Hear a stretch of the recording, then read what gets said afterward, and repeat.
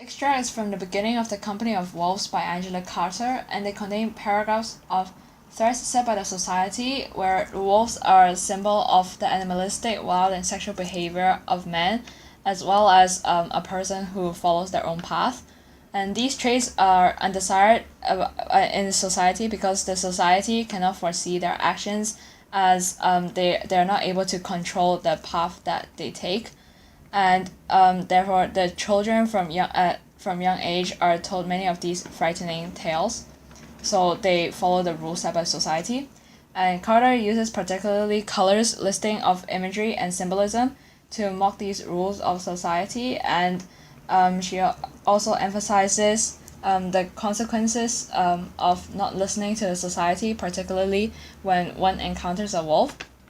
Firstly, the colors represent the forest and the wolf, and these are used to emphasize the dangers associated with the wolf as well as the mysteries in the forest.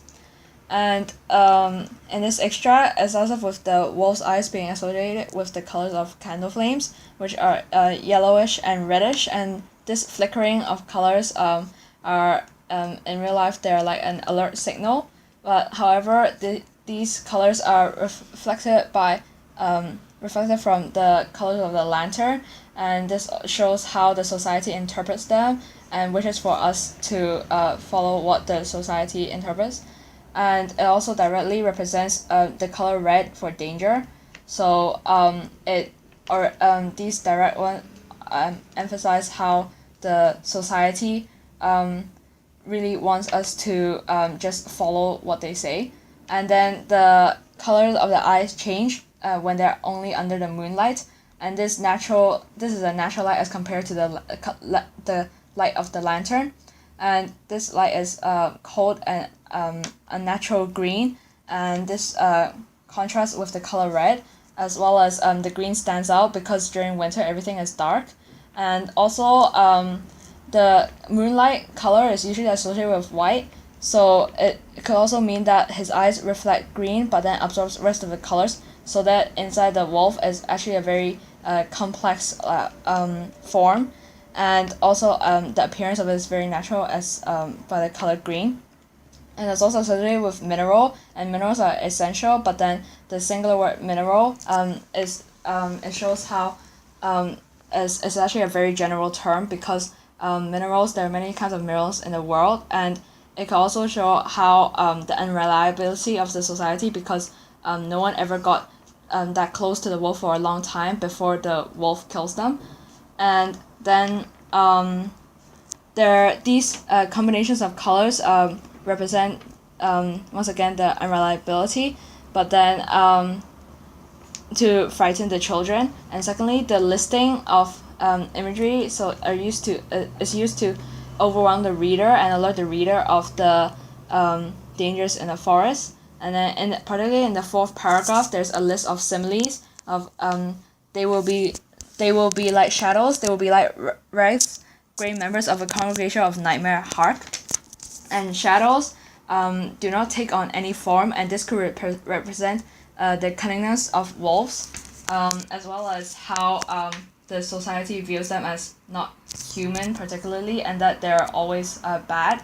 And then Ralph denotes ghosts of people who recently died, and perhaps this is because of the transformation, because under the moonlight the man turns to a wolf, and at this point is fearful, and ghosts are also invisible, and this also shows why the society is scared because they cannot predict what the wolves will do. And then the congregation also denotes a group of religious people, and particularly interesting is when there's a semicolon followed by hark and an exclamation mark. And hark is usually this religious thing for angels, like and this could this word hark could refer later, because when the wolf encounters the grandma, it says that like how all the angels in heaven can't even protect you, and this shows that how useless and pointless the society these words are, because at the end you have to face it alone, and perhaps all these frightening things will not allow you to have the willpower, and then therefore you will die like the grandma. And then there's also the list of the slivering jaws, lolling tongue, and the rime of saliva on the grizzled chops. And this particularly builds up the suspense because at winter when everything is gone and then the wolves are famished, so it also could foreshadow perhaps like something bad will happen later. And then there's also a listing of all these fantasy creatures of ghosts, hobgoblins, ogres, witches that fatten their captives in cages for cannibal tables, and ogres that grill babies upon gridirons. Gridirons are these parallel bars used to and this could show how simple they are, and the fact that all these terms are in plural, whereas at the end it ends with the wolf is worse for he cannot listen to reason. And this shows how the other fantasy creatures, no matter how dangerous and cruel their actions are, they can easily be generalized, so all of them do this thing, but then the wolf in singular term shows how each wolf is unique because they cannot listen to reason, and this is what scares society the most. And then there's the symbolism of meat and also the wolf songs repeated in Company of Wolves, as well as other stories by Carter. And the term carnivore incarnate denotes carnivore in human form, and this is repeated as well towards the end when the wolf is with the girl. And the carnivore could relate to how the wolf only eats only eats meat, but then it's also sexual because it's when they're both naked, and then so he devours himself on these sexuality. And then also the grizzled chops. So chops again is meat, and chops are part of body, which is the loin chops. And loin has a sexual meaning because it means sexual organs, so it also emphasizes on sexuality. And also the songs, when the wolf song, but then the wolf song is a general term, and later on in the story there are also songs which include like the hymn, which is religious, and the wolf hunter humming, and also like the wedding song when he and the girl are inside the grandma's house, as well as Lieberstadt.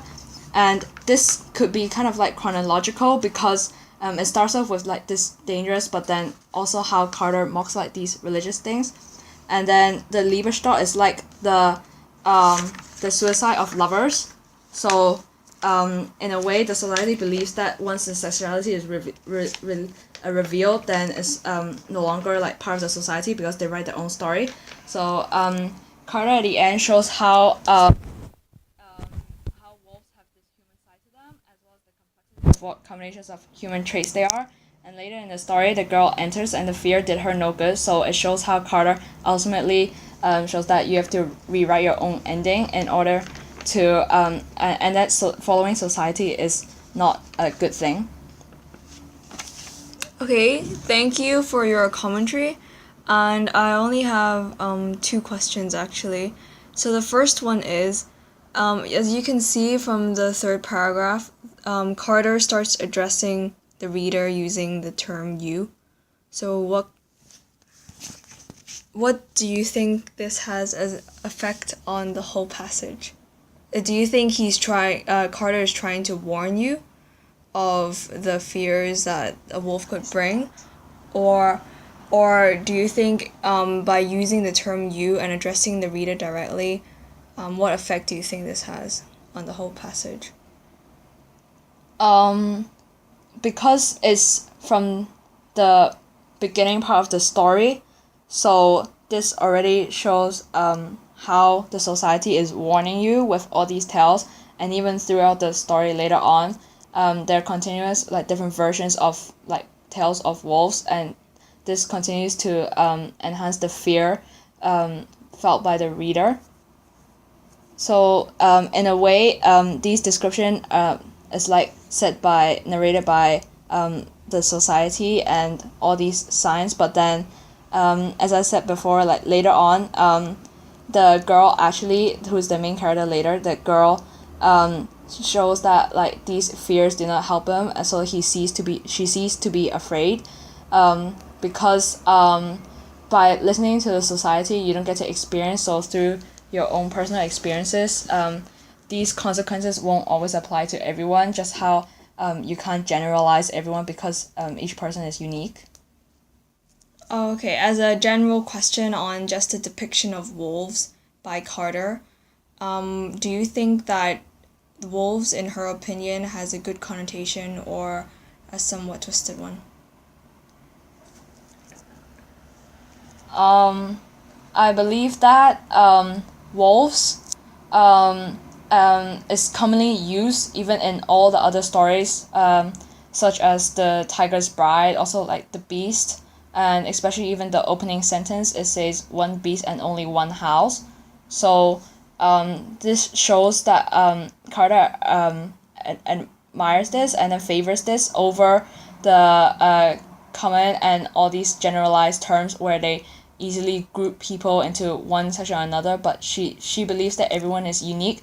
Therefore, towards the end, the tense changes, and this shows how the main character, and usually like the female, rewrites their own story. So then these wolves are not necessarily a bad thing, because sexuality is good, because all these clothes cover you. So the moment when you become naked like the wolf with the fur, then you are truly revealing yourself. Okay, thank you.